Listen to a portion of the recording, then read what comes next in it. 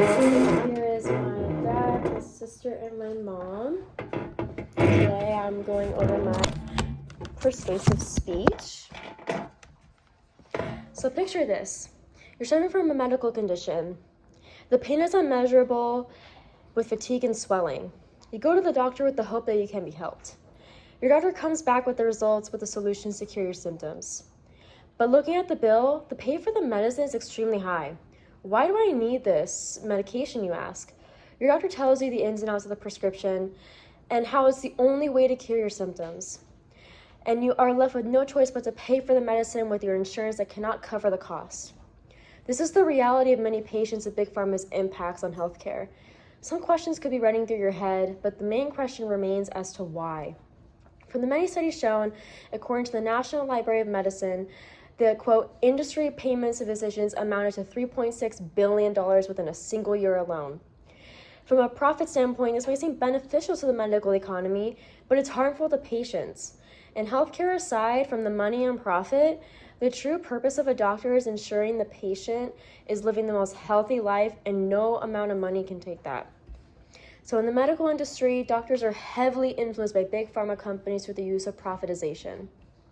And today I shall explain the issues in our healthcare system that big pharma causes and how healthcare is no longer the care of patients, but only for the care of profit, and what can we do to combat this. So we got to understand the magnitude of the situation. The extent of the problem goes further than what the average patient may realize. As stated by Aaron Mitchell and Deborah Kornstein, the writers of the article, quote, Drug Companies' Payments and Gifts Affect Physicians' Prescribing at Stat News, several doctors are influenced by the profit of the medical industry by accepting money or gifts from drug/device companies that total to $2 billion.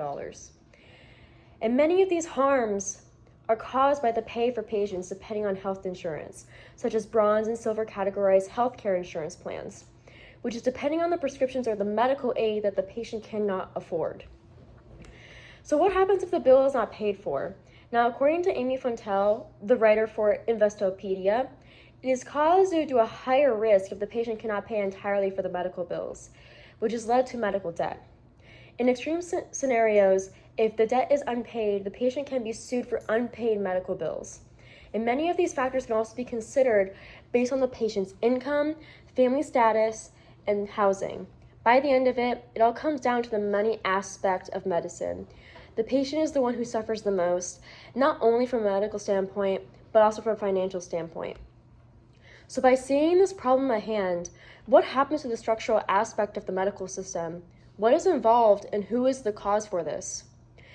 Many of these causes are what influence the more significant issue of the profitization of medicine.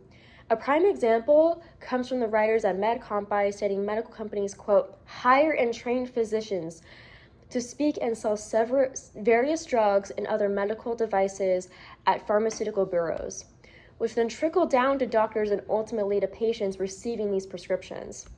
MedCompi states it well with the issues of the medical companies' influences as, quote, Speaker's Bureau is a vital cog in the machine.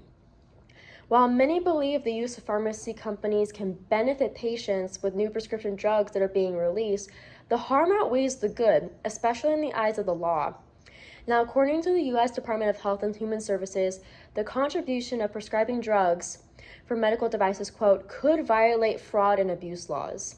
However, the enforcement still stands as the Patient Protection and Affordable Care Act of 2010, quote, requires drug, device, and biologic companies to report all gifts and payments publicly. Now, with many of these causes, why do doctors get influenced by companies in the first place? Now, according to Dr. Greg Feinsinger, the physician writing for Post Independent, explains that, quote, there is a dark side to the pharmaceutical industry. With all the work of bringing the utmost care to the patient, Dr. Feinsinger states, quote, doctors don't learn about the power because most are sponsored by pharmaceutical companies. By his statement, this makes doctors more prone to the aspect of money and profit, rather than the healthcare itself.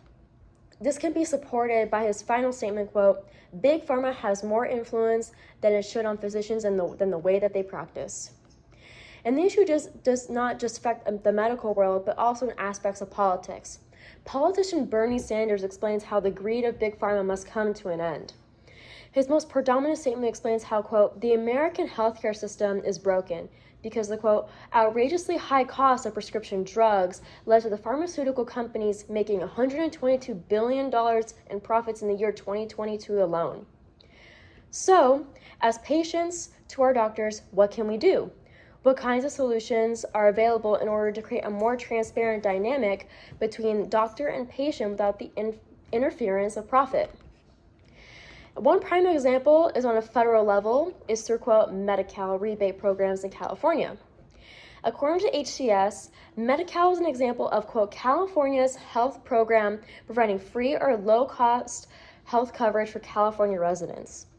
It's an excellent benefit for combating the influence of Big Pharma is that drug manufacturers are, quote, required to pay a rebate for all outpatient drugs that are dispensed and paid for by the state's Medi-Cal program.